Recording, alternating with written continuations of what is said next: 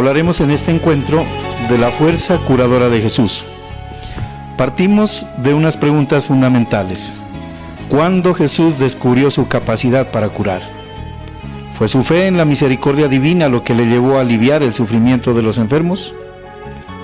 ¿Fue el descubrimiento de su poder curador lo que le llevó a anunciar la cercanía de Dios y su venida salvadora?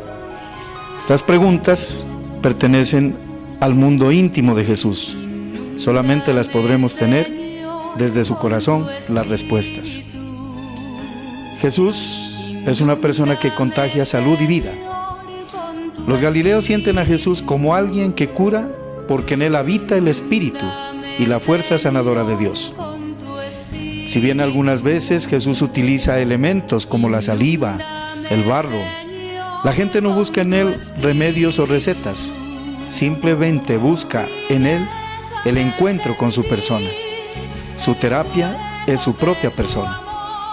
La presencia de Jesús es capaz de despertar en el ser humano ciertas fuerzas desconocidas que crean las condiciones posibles para que recupere la salud de sus males. Si meditamos entonces en esto, podremos discernir que la Eucaristía, que es encuentro con Jesús, siempre va a ser una Eucaristía sanadora. Toda Eucaristía es sanadora. En el fondo, en la raíz de esta fuerza curadora y en toda la acción de Jesús, está siempre su amor compasivo. Al hablar de los sentimientos de Jesús, los evangelios utilizan con frecuencia el verbo compadecer. Así se muestra, por ejemplo, en expresiones que llegan hasta el punto de afirmar que a Jesús, frente al sufrimiento humano, se le conmueven las entrañas. Esto lo vamos a encontrar en el Evangelio de Marcos, en el Evangelio de Mateo, en el Evangelio de Lucas.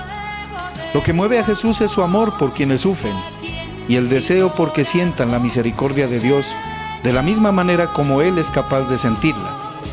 Para Jesús, curar es una de sus formas de amar, y con su acción curativa muestra a quienes sufren que son dignos de ser amados. De allí que la curación de Jesús es siempre gratuita, pues es la expresión del amor gratuito del Padre. Él no busca jamás nada para sí mismo, ni siquiera que los sanados se vuelvan sus seguidores. Esa misma generosidad será la que tendrán que manifestar sus discípulos. Gratis lo recibieron, gratis denlo. Esta es la gratuidad que atraía, pues acudir a Jesús no implicaba gasto alguno. En cambio, en los templos y en los lugares de curación se cobraban servicios y se exigían ofrendas costosas para el Dios sanador. Los médicos de aquel entonces cobraban grandes sumas de dinero por sus servicios, razón por la cual, por ejemplo, Plinio el Viejo afirma en una de sus obras que no había en los tiempos de Jesús profesión más lucrativa que el ejercicio de la medicina.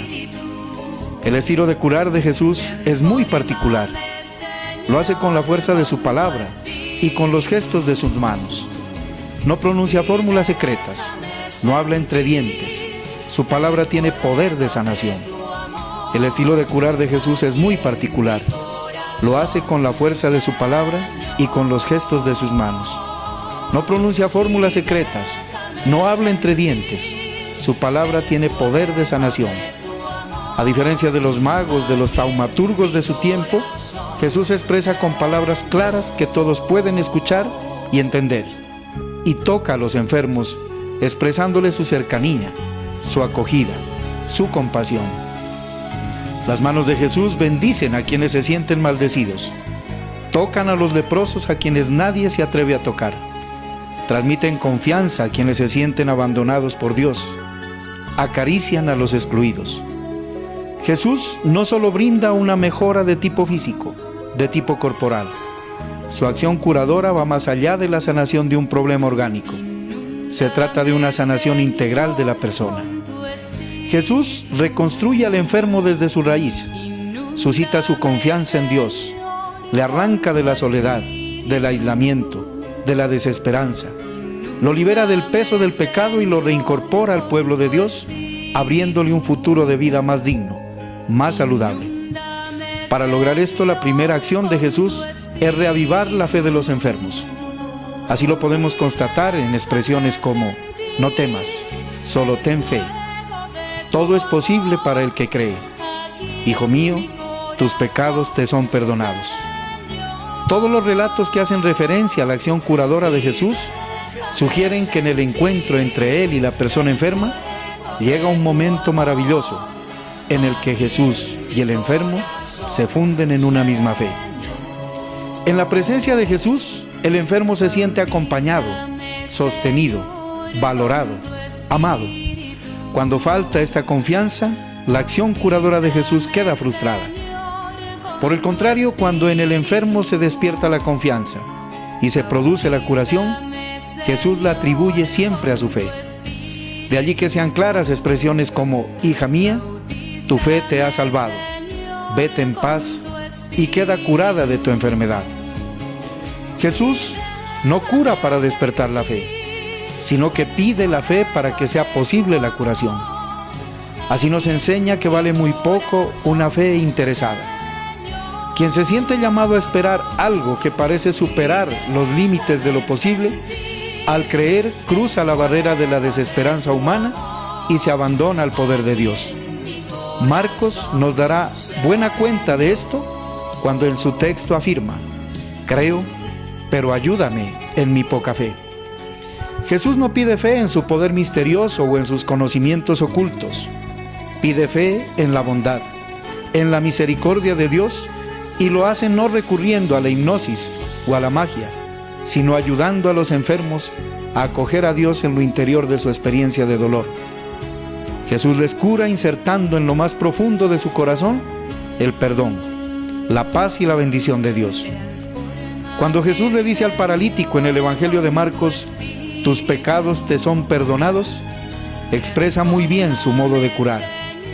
Sanar al enfermo es abrirle la posibilidad de vivir con un corazón nuevo y reconciliado con Dios. Pero la curación recibida de Jesús es también reconciliación con la sociedad.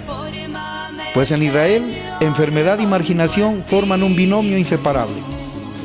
Así pues, no hay sanación efectiva si el enfermo no se ve integrado dignamente a la sociedad. Jesús muestra siempre su voluntad de que los enfermos retornen a la convivencia normal con sus hermanos.